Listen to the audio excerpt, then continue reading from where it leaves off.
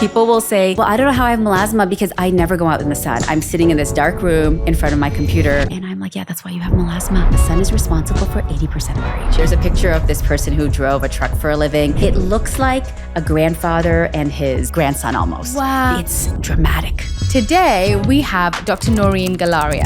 She is a dermatologist that has been practicing for over 20 years now. She's an expert in treating people of color. The number one food would be green tea. Doesn't just prevent sun damage, it'll actually reverse. What causes a wrinkle? The movement. If you could ban one skincare product or ingredient, what would it be and why? It would be the collagen. How much does our collagen really go down? And I read that it was about 1% every single year after you hit like 40. If your listeners are tuning in for a really good cry, they're about to get it. Actually, it's worse than what you just said.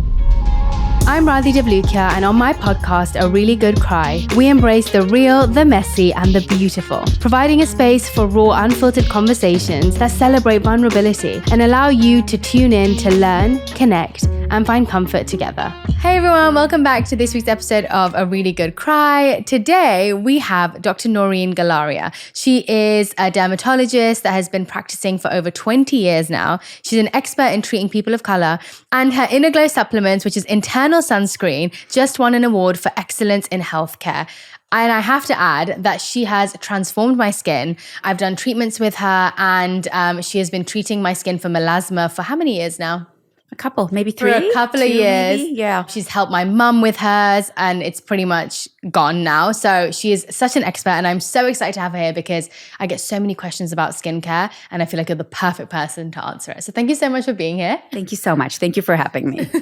Okay, I want to get into it because I feel like what I've learned most from you is about edible skincare. The idea that we can eat things that is good for our skin. Not only that, but we can protect ourselves from the inside. Right. And so I want to start off by asking you, what should we be eating for good skin from the inside?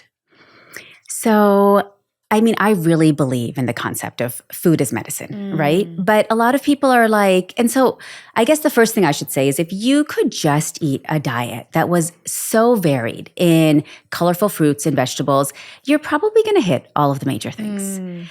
But if you were like, and this is what most people ask me in my office, what are like the top 4 or the top 5? Because it's hard to do everything, right? For me, I would say the number one food would be blueberries. So blueberries are a food that are really, really jam-packed with skin protective properties. And if I can go a step further, I would say buy wild organic blueberries because that thick skin on the outside of a blueberry really packs like a very powerful antioxidant punch. And if I would choose a second thing, I'd probably say green tea, specifically matcha, because green tea doesn't just prevent sun damage, it'll actually reverse. So we even have evidence now that if you have precancers from the sun, it'll reverse those early stages. So green tea is, I mean, some people hate the taste, but if you can incorporate it into a smoothie, or I'm not a big fan, I put in my smoothies at lunchtime, it really is very, very helpful. And the other things I guess would be probably, I would say turmeric and ginger are easy to incorporate, amazing anti-inflammatories, great for skin glow. And probably tomatoes. Oh, really? Yeah. Tell me more about that, because from what I've heard with tomatoes, they sometimes can be inflammatory and then can cause things like rosacea or, you know, skin irritation. So tell me more about that. So, you know, like so much of food is medicine, it kind of depends on what you're doing with it. So there's something called lycopene in a tomato that really has very, very good skin antioxidant properties, but it's best when you cook it. Okay. So like if you're going to do tomatoes, do it in a sauce, do it in a stew or something. But the lycopene is not as strong if you're eating them fresh. You know, I've heard there's a little trick that you can do when it comes to tomatoes, especially if you get acidity or it affects your skin. You take off the skin and you take out the seeds. And it actually, but is the lycopene in the skin? Well, no, you can actually get it on the inside too, which is why the simmering helps. So if you take out the skin and the seeds, it actually reduces the inflammatory properties degrees of it. So that's a cheat way of kind of getting tomato in if it affects you. Yes. Okay, those are such easy, inexpensive things to add into your day. So easy. And blueberries, I always say, buy the frozen. I know they're not always in season, right?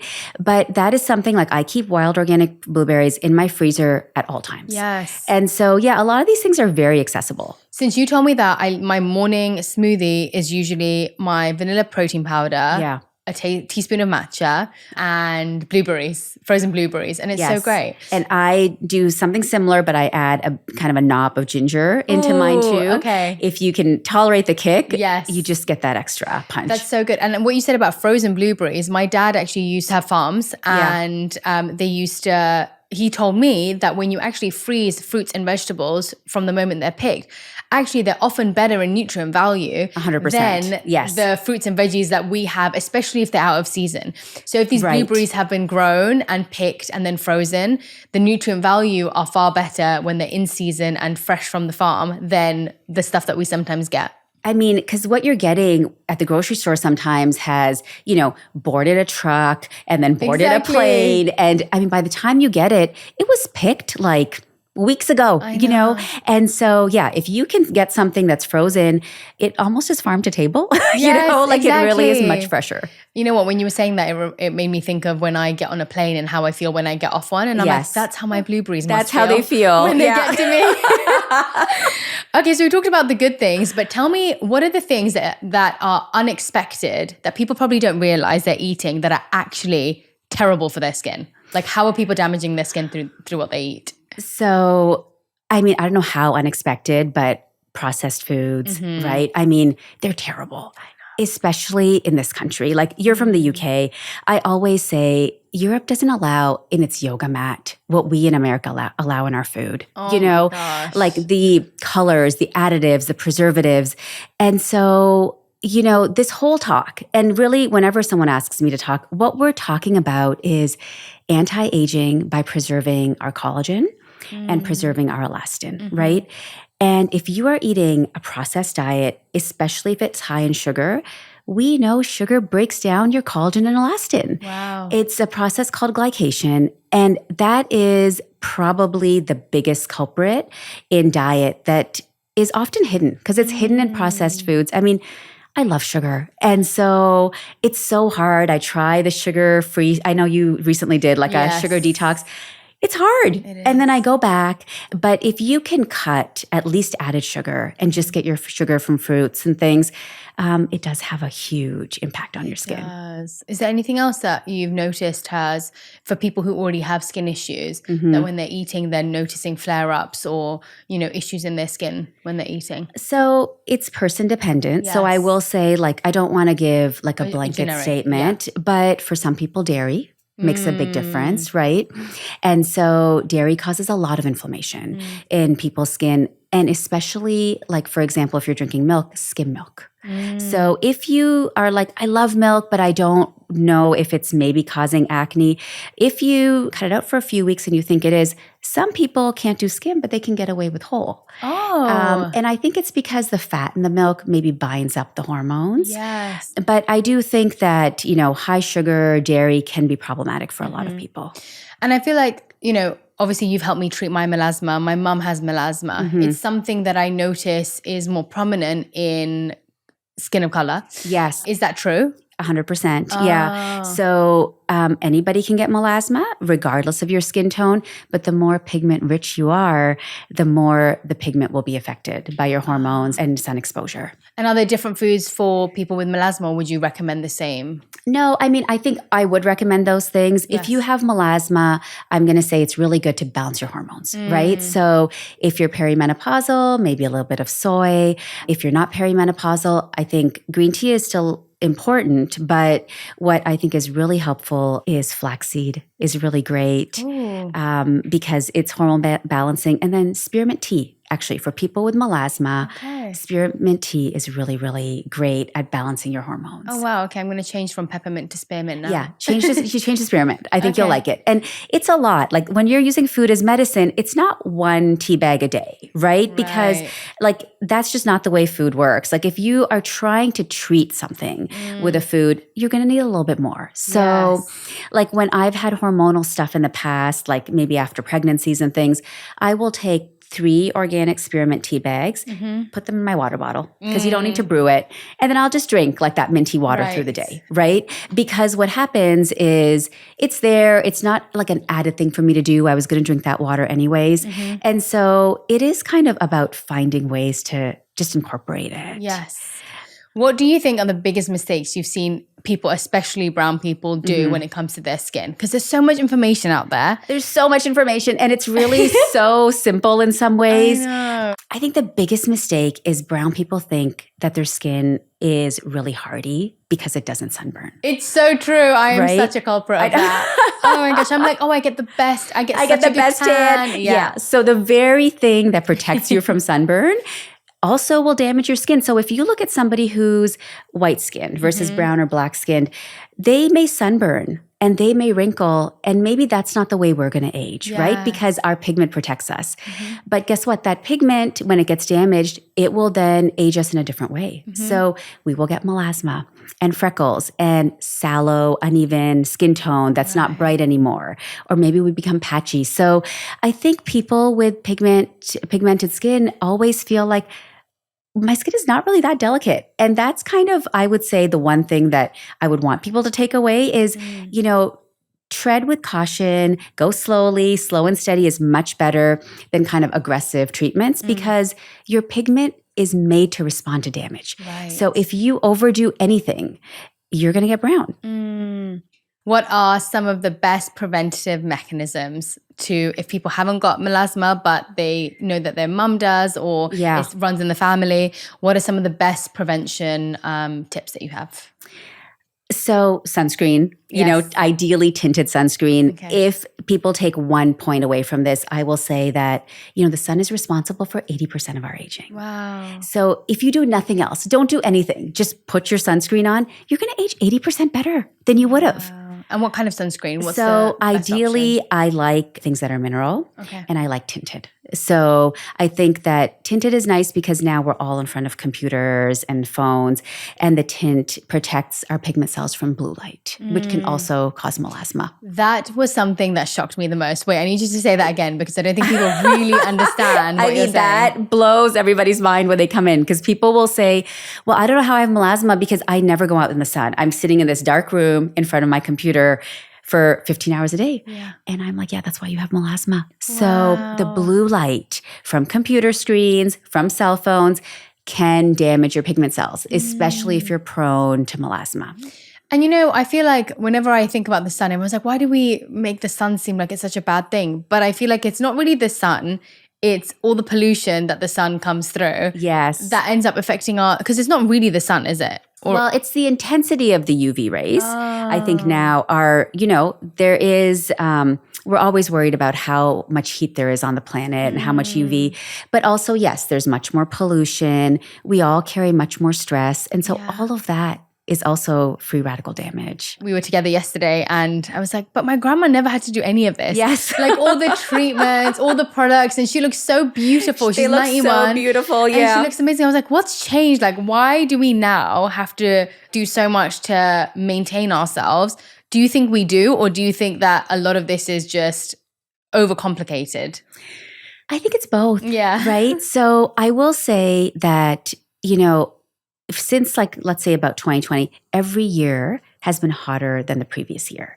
So like in 2022, we were like, hey, this is the hottest year ever recorded in the history of the world until 2023 came along. And then 2024 came along. And now 2025 is projected to be the hottest year on record. No way. So I think part of it is, yes, there is a difference in our climate. Yes. But then I think it's also expectations. I think, you know, we've never ever had so much visual access to our face, with selfies, and you can kind of zoom in and look at your wrinkles and look at your, asymmetry, whatever. Yeah. And so I do think expectations have changed. It's so true. I feel like my grandma maybe looks herself in the morning to like do her hair, and then she will not look at herself. She doesn't have a phone. Yeah. And she will not look at herself again until maybe when she's brushing her teeth at night. So Right. she probably looks at herself once or twice in the day. Yes. Because and if you're in a hurry, not even that. Not even that. And so I think, you're so right. You end up seeing yourself so much more that you're picking at things that you wouldn't have normally if you're not looking at yourself in the mirror 30 times a day, 40 times a day. Usually more than that. Sometimes more. Yeah. And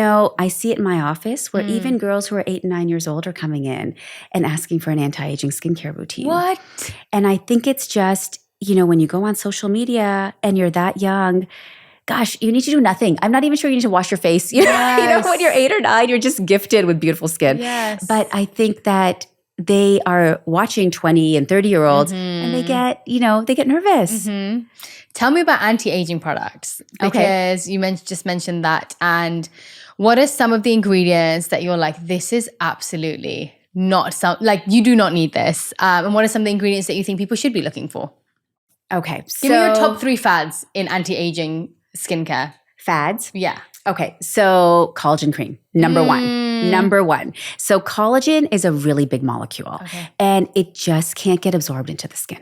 Right. So it's kind of like, imagine if you've got like the eye of a needle and you're trying to squeeze an intact grape through it. Okay. Right? It's just not going to go through. So that, I think, if you're trying to do that, then take that fad and replace it with something like a peptide cream. Okay. So peptides are tiny molecules that can get into the skin and they can actually absorb. Mm-hmm. And there's a ton of peptides that you can buy for like a very good price point. The Ordinary, Paula's Choice, Olay. A lot of people have peptide creams now. Right. So if you have a collagen cream, I'm going to kind of say get rid of it. Yeah, she made me get rid of mine yesterday, guys. I did. I wanted her to throw hers away. But, and then replace it with peptides. Yes. Because that actually can, go into the inside. And then I will say, if you have melasma, the fad you should be really careful of is red light masks. Ooh. So yeah, there's a lot of red light stuff right now. Yes, I have 2. It's buzzing, right? And there's evidence that the heat of the red light mask can heat up your pigment cells and create melasma. Wow. If you don't have melasma, you're probably fine. You spent your millions of dollars, you're okay, But if you have melasma, don't use it on your face. And if you bought it and you're thinking, oh my God, what do I do with this thing? Put it on your head. So there is some good evidence for hair growth. But I would say don't put it on your face if you're melasma prone. Another ingredient? I think that an ingredient people are really scared of actually is Retin A. And that to me is like the fountain of youth. Ooh. Like I will use Retin A till the day I die. Really? Yes, because it gets in, it plumps your collagen, it builds your skin. If you have acne, it prevents acne.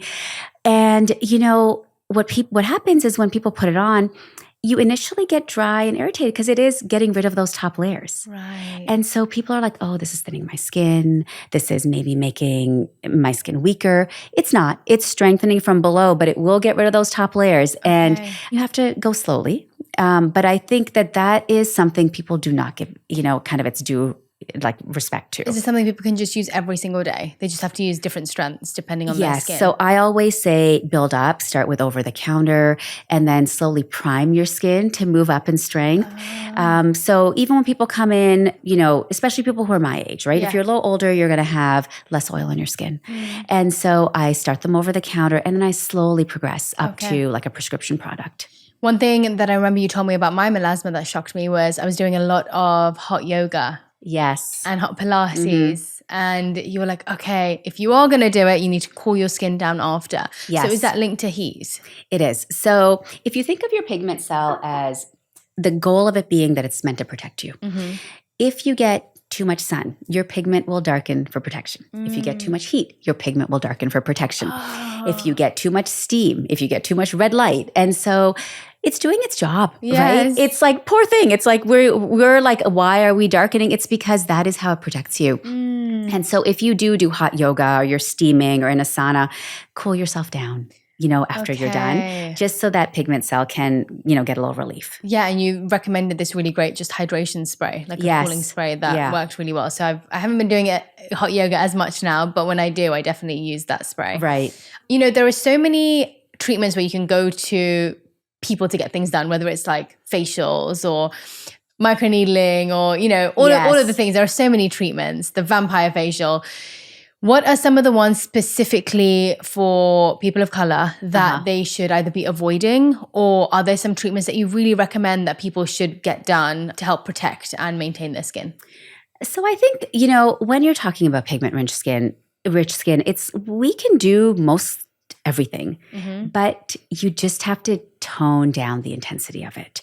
Because the pigment cells are so responsive to trauma or damage. Like if you think about somebody who gets like a pimple and they've got darker skin, you're going to leave a brown spot just from the trauma of a pimple. I did that. So I popped mine. It's on my face. And I was like, we did an acid peel yesterday, everyone. It was the first time I've done it. Yeah. It's your first one. And I was like, will this get rid of this little spot that's left on my face? She was like, no, not that fast. And so I think, we just have to sometimes, it's very much a matter of slow and steady wins the race with pigmented skin. Right. And so I think what I would say is I've never had a facial. And if you love them for relaxation, do it. But if you are trying to get a lot of benefit, unless you're maybe extracting or something, I don't think a facial is super necessary. A lot of things that you see out there are just variations on a theme. Right? So if you've got pigmented skin and you can find somebody who knows how to treat pigmented skin, I think peels are great for people with brown skin. I think microneedling is great. But have I seen side effects from both in brown skin? Yeah. In the wrong hands, a little too much trauma, a little too strong an acid will absolutely scar you. Really? So I do think, tread with caution. Yes. I've noticed that, I've had quite a few friends who've gone to people who aren't used to treating pigmented skin, and they use the wrong acids or they treat it a little bit too hard, and then they're either got scarring, the melasma shows up even more. Yes. It can be pretty traumatic. So I guess you need to make sure you're going to somebody who's expert in specifically pigmented skin. Yes. And same with lasers, right? I've seen a lot of damage from lasers that, sometimes somebody will come in having had a laser or even a peel somewhere, and it may take me 9 to 10 months to get their skin not even sometimes back to normal, but to a point where they're kind of happy. Oh, wow. That's rough. It's rough. It's scary because you're trying to do it so you feel better about yourself and, you're trying to do good for yourself. Exactly. I read somewhere, because obviously there's all these anti-aging products. And so I was researching and I was like, how much does our collagen really go down? Like, do we really lose that much collagen? And I read that it was about 1% every single year after you hit like 40. Truth or lie? I mean, if your listeners are tuning in for a really good cry, they're about to get it. So the truth is actually, it's worse than what you just said. No way. After the age of about 25 or 26, we lose 1% of our collagen every year.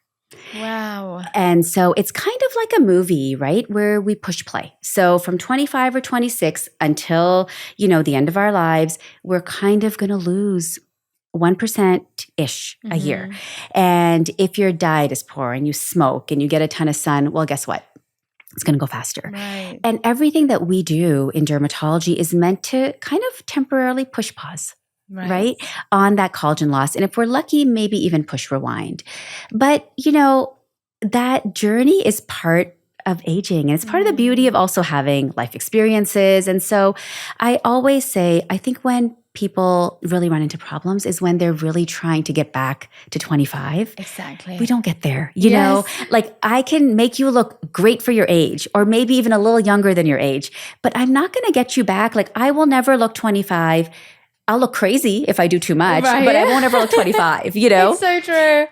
So I think that's, and it's okay. I mean, it's the beauty of, the growth and the journey right? It is. Yeah, I've been talking about this a lot with friends. And well, one thing I will say, you have this little technology that you used on me the first time you saw me. Yes. And then yesterday when I've been practicing taking the Inner Glow sunscreening, protecting my skin, doing some of these treatments, my skin had actually aged backwards. Yeah. And so my skin was younger than it was the last time you saw me, and younger than I actually am, you know, yes, in your my actual age. My actual age. And so I thought that was really interesting. Not that I'm trying to look like I'm 20 again, but that these small little things that you do, whether it's the blueberries you're eating, whether it's protecting yourself from sunscreen. You told me to tint my windows if you can. Yes. You know, if you're spending a lot of time in the car, tinting your windows, you mentioned, and I did that with my car recently. Or even on Amazon, like if somebody doesn't want to, you know, go and spend money on the tint, you can buy like tint just for your driver's side, like a roll, basically. It's always actually, if anybody's listening and they look at their face, for me, I have a lot more pigmentation on my left side. Yes, you did. Which is towards the window of the car than I do on my right side. And so you really notice, you know, if you look at it in that way, you really see the difference of the sun-facing side versus the not, which is incredible. It's incredible. And in general, in America, because we're, you know, left-sided driver's side, people age about 20% faster. Wow, on one side. On one side. And I'm going to send you a picture. There's a picture of this person who drove a truck for a living that gets passed around between dermatologists. It looks like a grandfather and his grandson almost. Wow. Because, you know, pre-tinted windows. It's dramatic. Okay. It's dramatic. Tinting windows. Yeah, you can get the cheap ones off Amazon as well, can't you? Yeah. Are the foods for collagen boosting the same as the ones that you mentioned earlier? Or are there anything else specific that you recommend? So definitely if you're trying to boost your collagen, you're looking at, you know, berries, nuts, leafy greens. Yes. If somebody is pescatarian or eats fish, then definitely fish, or especially the skin of the fish, is very high in collagen peptides. If you're vegetarian, I would say then you're looking at things like probably, let's see, flaxseed, things with high omega. Yes, algae, seaweed. Avocados, you know, even soy is very helpful. And then, you know, there's a couple of specific things. So one of the things that is in our Inner Glow Age Defense is a bark that comes from a tree in the south of France. Okay. It's called pycnogenol. And this, it's this like pristine little forest in the south of France that doesn't have herbicides and pesticides. And when they test that bark from that forest, they see that it actually will not just protect your collagen, but help build it back. Wow. And it's very good for melasma. So we've seen that actually it can help to even treat melasma. So that's one of the ingredients we put into our Inner Glow Age Defense because it's hard to get. Yes. And then likewise, there's a fern in there called polypodium, which actually South Americans used to brew as a tea for you know, thousands of years because they lived on the equator and they needed sun protection. And, you know, they didn't have sunscreen, right? Yeah. And so we know that people who take this in, it's like they get this internal sunscreen. So, you know, I will never say use this instead of sunscreen, right? I will always say pair it. Yes. But there are benefits to taking the fern that are beyond what sunscreen does because it'll undo free radical damage. It's so beautiful that nature just has everything that our body needs. Like whenever I hear things like this, I'm like, in France, in South America, all these plants and barks and all these things that have been around for thousands and thousands of years that obviously people are now hearing about again, but they've been around for so long. They've been around. And, you know, it's more about just kind of discovering how people in certain areas use them. Like we were in the Galapagos recently and in the high altitude, you know, they chew on cocoa leaves. Like I think that's what cocaine comes from. Oh, really? And they were like, oh, miss, if you're feeling a little lightheaded, you can chew on this. And I was like, no, I'm okay. But I said to my husband, I was like, you know, what's fascinating is that this plant naturally grew in a place where people would get altitude sickness. Or like this fern from South America, polypodium, you know, it grew at the equator. Like it just, it's really beautiful, right? It is. Even if you think about Indian culture and the spices and the heat that is there, whether it's turmeric you were mentioning. Yes, or ginger, like all of these things. Yeah, they exist in the place that they need to. I even remember when I would go in forest walks with my family and you'd get stung by something, there was this thing called dock leaves that used to live next to it. Yes. And it's like there would literally be the weed that can harm you and the plant that can heal you next to it. Next to each other. And I'm like, it's beautiful. It just reminded me of that. I was like, it is beautiful. Nature never fails to amaze me every single day, especially when I hear things like this. And it also reminds me that we don't actually need so much more than what nature provides. You just have to learn the qualities of the food that you're eating.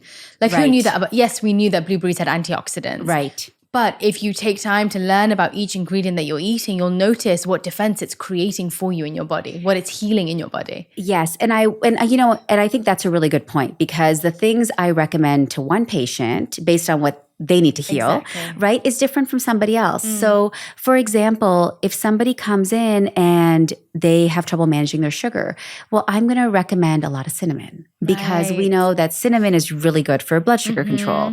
But if they have hormonal issues, maybe I'm going to recommend spearmint tea. And if they're really sun sensitive, maybe this polypodium, right? So I do think there are some really good general guidelines. But then if you're trying to use food as medicine, treat the thing that you need to treat, right? Because I think a lot of times the mistake that a lot of people make is just they're kind of listening to what somebody else is using, and it may not be ideal. No, exactly. And I think that's a responsibility that we have to take ourselves to learn our body and then learn the foods that we're putting into our body and that relationship that we have between the two. I want to go on to Botox because obviously living in LA, I know about Botox all day, every day. Tell me what it really does and why it's seen as a preventative. Okay, so Botox is a tiny little purified protein that we take out of a bacteria. Okay. And that bacteria is the same bacteria that causes botulism. Yes. Right? Which is why people are so afraid of it, as they should be, because nobody wants to inject botulism, you know? It's a neurotoxin, right? Yes, it's a neurotoxin. But if you take this little purified protein out and you put it specifically into a muscle that is creating a wrinkle, it will temporarily decrease the activity of that muscle. So for example, if you're always frowning and you've got these lines, well, if I put a little bit of Botox into the, we call it the belly of the muscle, right there, what it will do is it will kind of weaken the action of that muscle so that it's not strong enough to make the lines anymore. And so that's really what Botox is doing. It lasts for 3 to 6 months. So, the problem with Botox and the reason you're always hearing about it is it's not like a facelift where somebody goes once and they're done, right? People are going in several times a year to their dermatologist to get this done. And there is evidence that if you stop the excess movement of the muscle, then you won't get those etched wrinkle lines. Right. So it's preventative just because if you can get it before you have wrinkles, then you don't make the wrinkles the same way. Out of interest, because obviously you've been seeing patients for over 20 years now. This is a genuine question. I'm just intrigued. Do you notice excess of obsession over their looks for people who are trying to get a lot of these treatments versus someone who isn't? Like the people who are fixated on getting those things done regularly or like trying to fix the aging on their face. Yes. Do you notice, a trend in happiness, satisfaction, contentness, all of those things when you meet them? Because obviously as dermatologists, you talk about so much when you're on the chair. Yeah. I mean, and as we're doing stuff, we talk, to our patients. So especially over 20 years, you really get to know them. Yes. I mean, I think in the older people, like if people are starting a little later in life, they're genuinely, just trying to age gracefully. Right. And I love when people come in and they say to me, okay, what would you recommend? Because a lot of people come in, and especially the younger subset will sometimes come into me and say, okay, I need, and it's like a laundry list, right? And that can get dangerous because I do feel like, I've got 4 teenagers. So I see it in their subset too, where there's really this focus on kind of the outward beauty at the expense of inner beauty sometimes, right? Like, so, my kids will sometimes say to me, Mom, like, what is my aesthetic? Like, am I like, I don't know, clean girl or cottagecore, and I'll be like, okay, describe that to me. And they'll say like, well, clean girl aesthetic is like, I don't know, you carry a Stanley and you work out and you don't wear very much, jewelry or makeup. And I'll say, well, what about the inside? Like, what about, like, are you altruistic? Are you empathetic? Are you, what's your self-worth like, right? And so I will say we're one of the practices that do sometimes, really discourage people from getting a lot of procedures because I don't want someone to think a procedure will make them happier, right? It won't. You have to do the self-work. And I think people who are like, well, if I was just a little more this, like if this was just a bit this or this was just a bit that, I would be so much happier. those people always find that that's not true, So I think I want to make people look and feel their best. And sometimes that ends in me saying, hey, why don't we talk to somebody about X, Y, or Z? And then let's circle back to this, That's a really good point. No, I appreciate what you shared on that, actually, because I think there's such a fine balance between it. It's like, okay, I'm going to get this done and it's going to be out of sight, out of mind. But then am I watching for it to like leave my face, or the next time I have to do it, and it can sometimes become a cycle that I've seen people get into. Right. So I think there's a fine balance between the desire to upkeep, but then the desire to continuously like look a specific way, and it can really take over.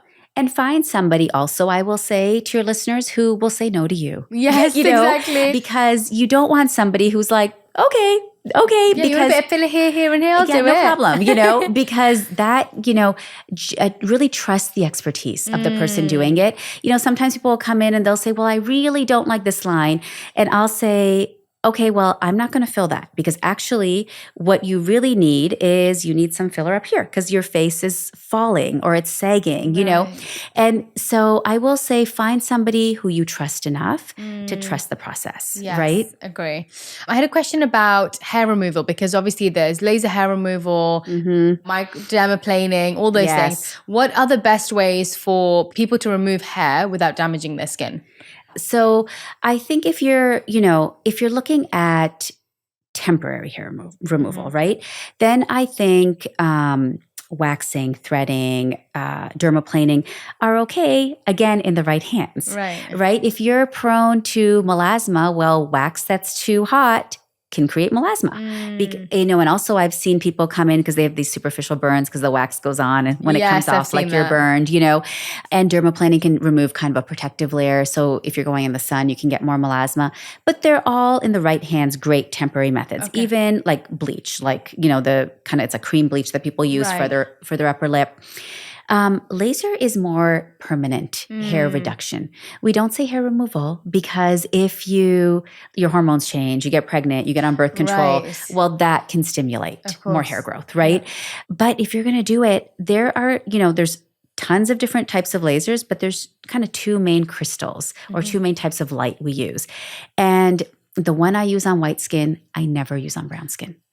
So with lasers, they're very safe in the right hands. But if somebody has one machine and they are cranking out all their hair removal with that machine, well, ask which one it is. So like the short form of it is there's an Alex laser that's great for white skin.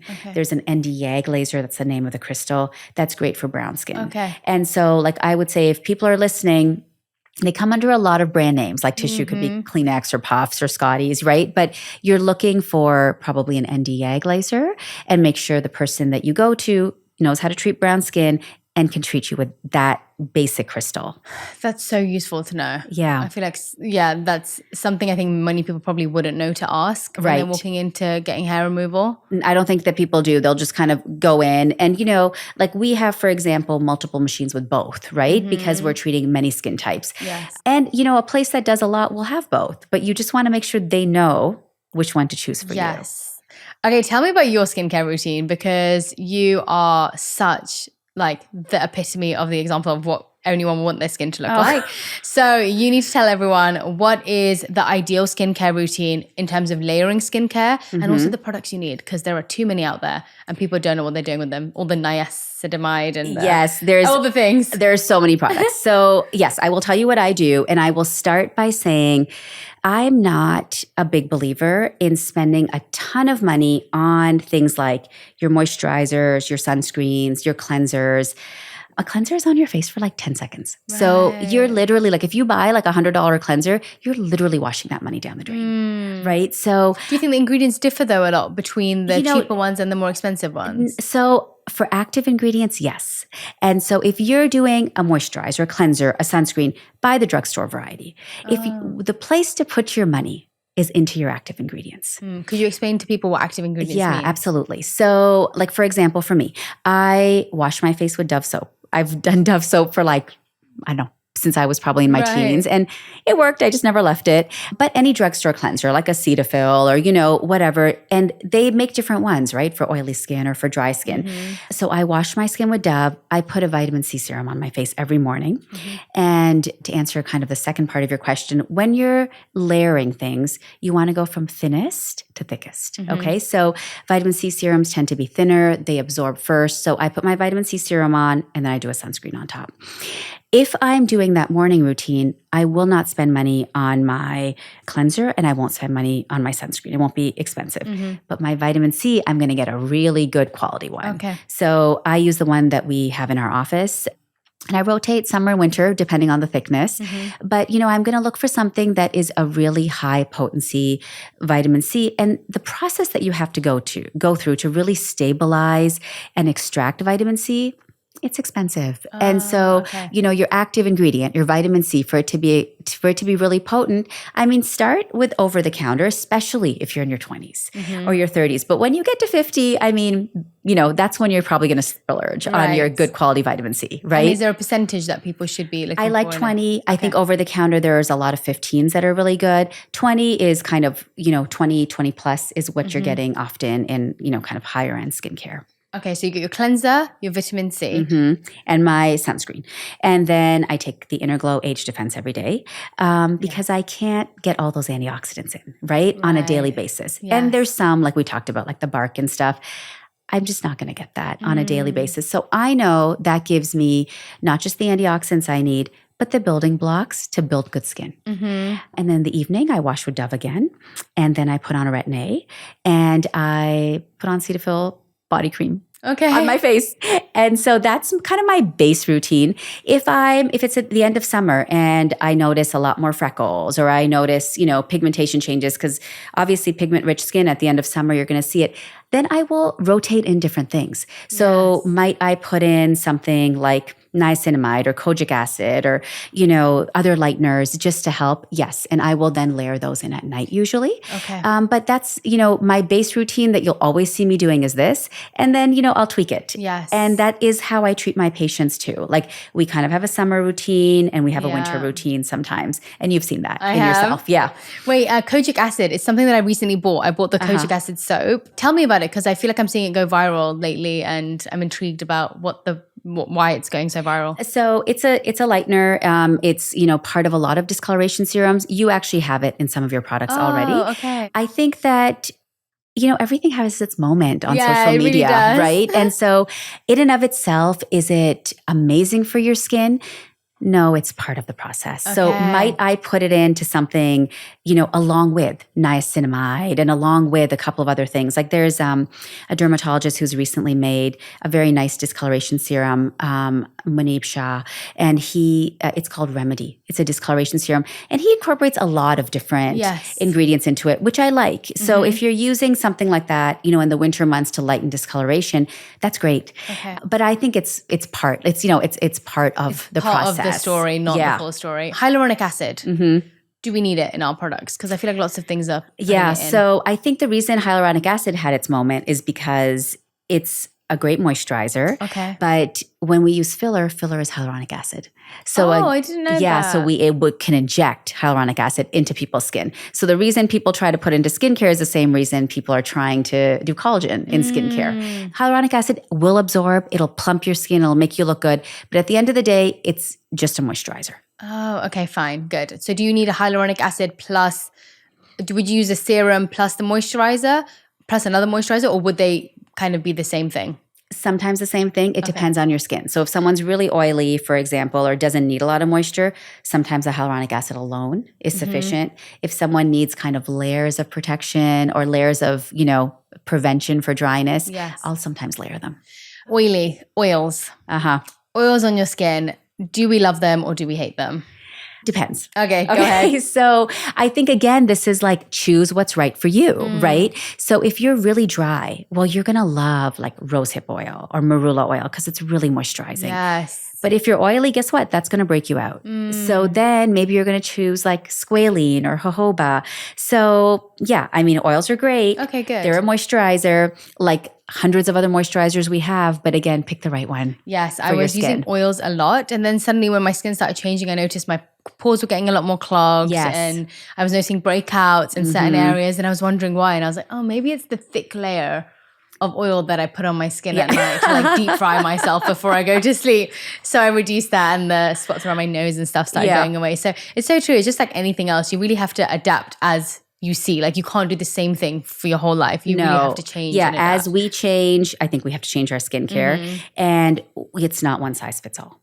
Right. Are there any cool DIY like at-home masks that you ever make? Are there, because you know what, that's another trend that's so popular is like DIY at-home masks.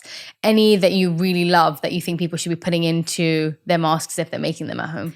So, masks, again, something that if you love them, do them. If you're doing great skincare, like, do I do masks? No, I don't. Oh, okay. But do I have any issue with masks? Not at all. Okay. So when people ask me what do I like for DIY masks, I like turmeric and yogurt masks. I think they're great at brightening. They're great at moisturizing. Yeah. They can really soothe irritated skin. I also like Manuka honey because it is antibacterial. It's anti-inflammatory. And if you're choosing Manuka honey, see if you can get the UMP certified Manuka, right? It's just a little more authentic, I'm going to say. And so, I like those as masks. At-home tools? So wands, rollers, gua sha, all of that. I think that it's not really building collagen probably. Okay. But what it's doing is when you do that, it's essentially like massage. So you are improving your circulation. Yes. You are improving lymphatic drainage. So I think it has its place depending on what you're trying to accomplish. Okay. Yeah, I really find it helps with the lymphatic drainage part of it. Like, I think that's the biggest thing. Yes. You really notice if you're a bit puffy, if you're woken up a bit puffy. I find I leave some of my rollers in the freezer and I'll kind of roll them out.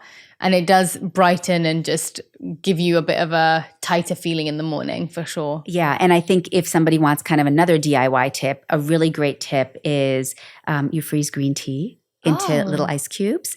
And if you roll those on your face, not only does that depuff, but it's great for under eye circles if you've had a long night. And the caffeine in it actually will decrease puffiness. Oh my gosh, I'm going to do that from now on. You can just freeze them into ice cubes. Yeah.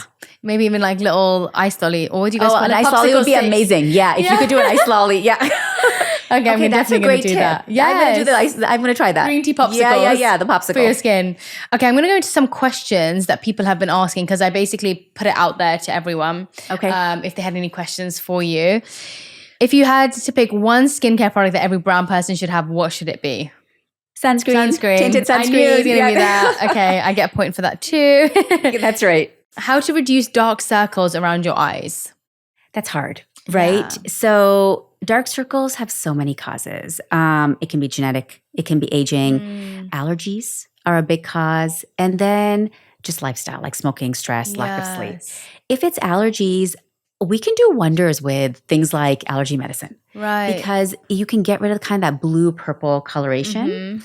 For the rest of it, I think discoloration serums are important. Vitamin C's are important. I think people who have a lot of dark circles really benefit from seeing a dermatologist, to be honest, because I can mix up things that are just not available, over the counter. And so but if you've lost a lot of volume, maybe you need procedures then. Right. Yeah. I feel like I used to have them, but then when I started using, I don't even know what took them away. I definitely had darker circles when I was younger. Yeah. Maybe I'm just getting more sleep now. Maybe. Maybe I'm just getting better quality sleep. If you could ban one skincare product or ingredient, what would it be and why? It would be the collagen. Yeah. I just feel like that's... Stop taking people's money. Stop taking people's money. Exactly. What does clean skincare actually mean? Like when you see clean skincare, what are they actually trying to tell us? Okay, so that is kind of a marketing term. There's no real definition. So I'm going to tell you, like when you go, if I took you to, I don't know, CVS or something, right? Yeah. Clean can mean I am vegan. Or it could mean I just am made of sustainable ingredients.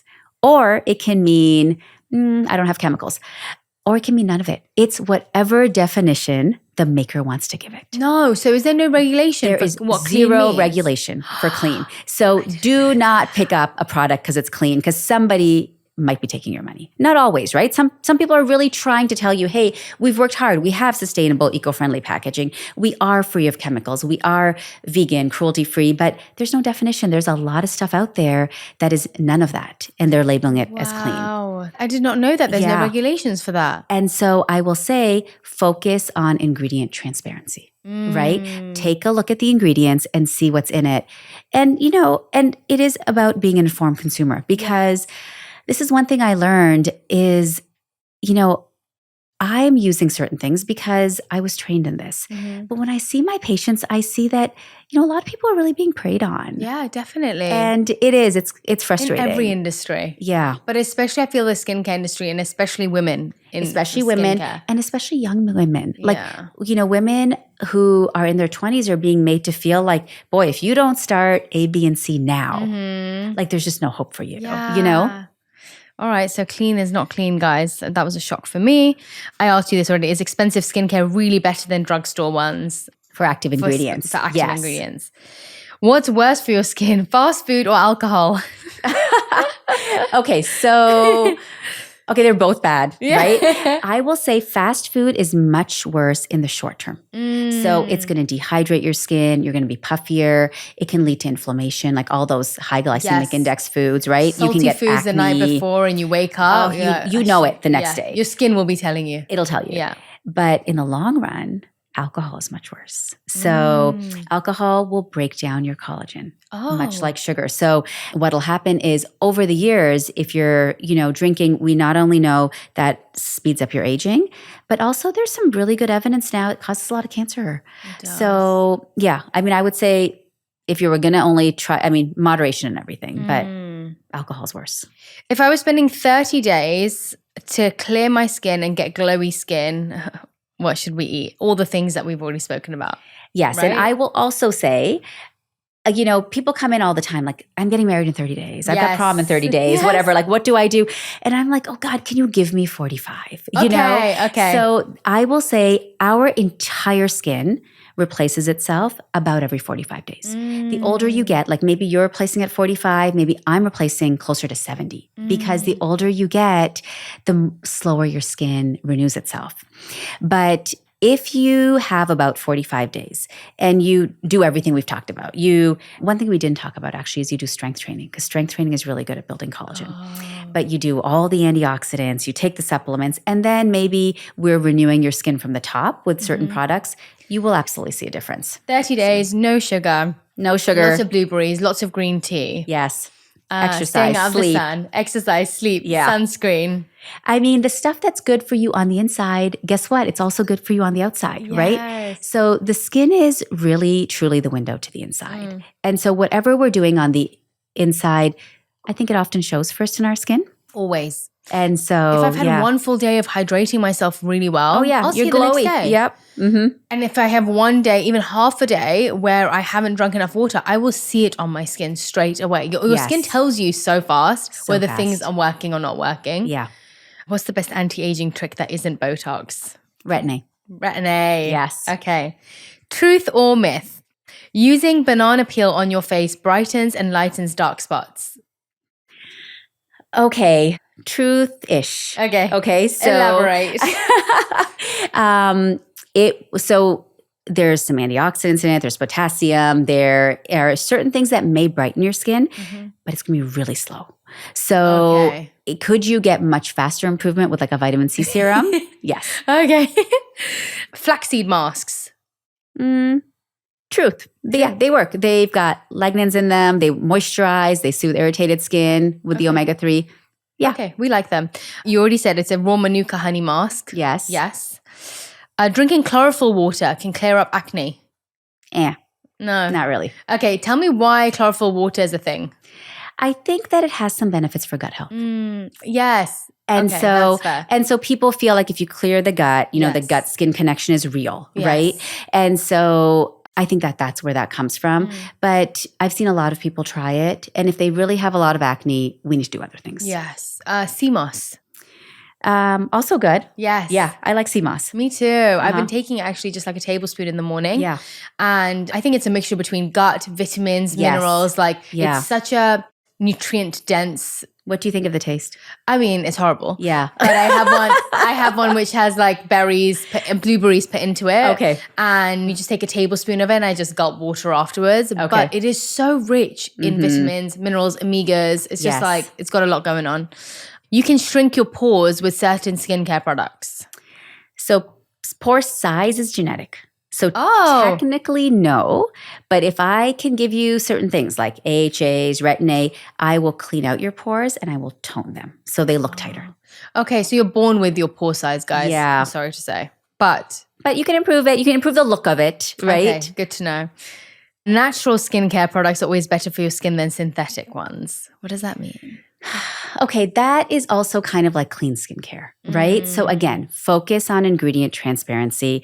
And I'm a little bit wary of natural because sometimes natural means not tested, right? Or not scientifically proven. Like I'll give you an example from my own life.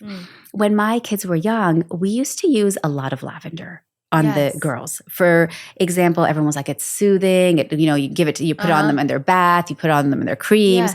It's really good for sleep. We used a ton of lavender. And now we know that lavender in a baby boy, for example, increases breast size. No way. So sometimes natural things, if they haven't been tested, they can do harm, right? Because all of nature does provide medicine. And if you don't know how you're using it, tread with caution. It's exactly the same as using medical grade things. Yes. Like if you don't have know to how be to careful. use the natural stuff, you have to learn how to use it. Yes. Okay, so this is random thought that I just had. What if someone was using like just olive oil on their skin for their whole life versus, obviously protecting themselves, but what if they were using everything that nature provided, like olive oils, avocados, like that kind of thing on their skin versus using products?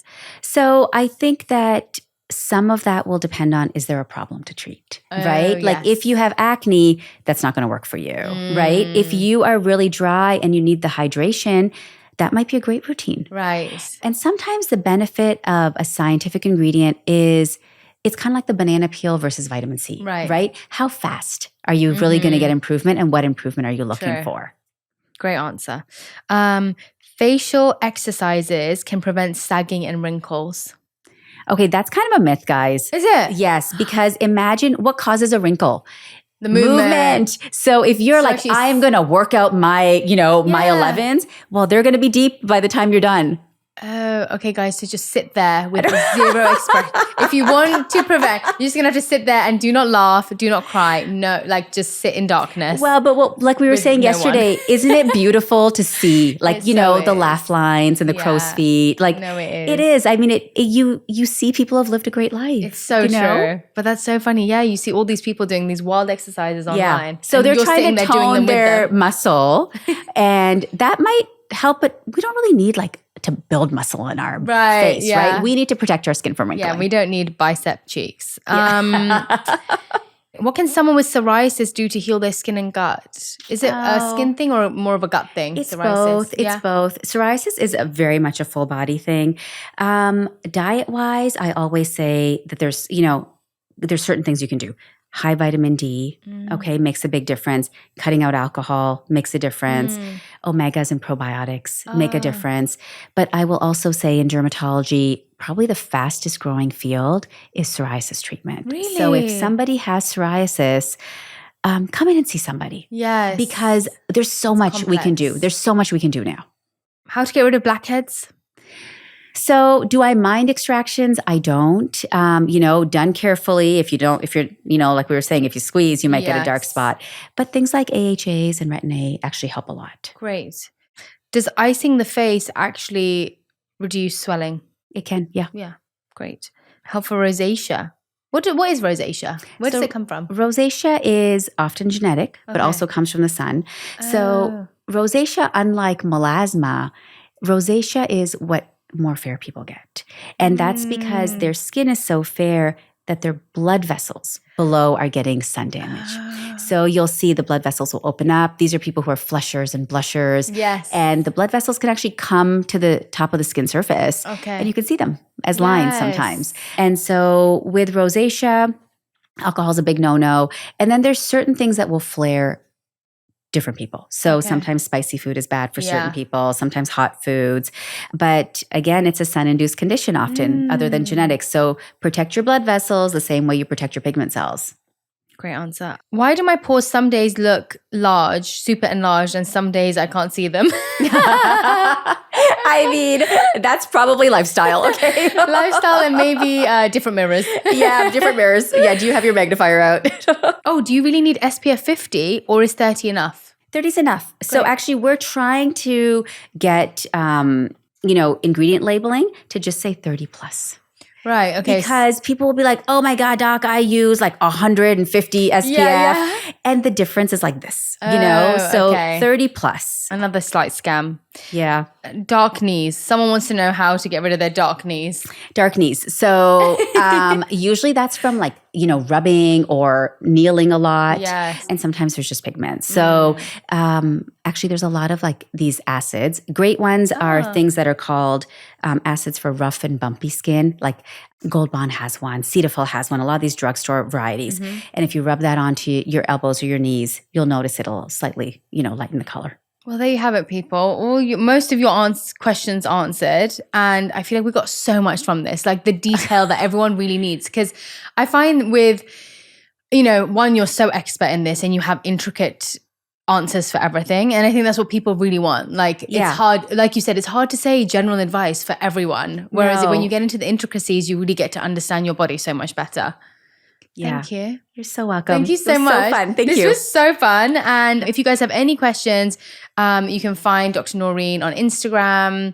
And do you have a website for your clinic? We do. It's galariamd.com. Yes. And then Inner Glow is just and Inner Glow the Inner Glow vitamins. vitamins, I highly recommend. You have them in capsules now as well, don't you? Yeah, they're coming in capsules. They come in capsules, but they are wonderful. They have such great ingredients and, it's just great defense internally and externally, hitting them from both sides. Yeah. Thank you so much. So excited for our skincare journey to continue. And hit us up with any questions if you have any left.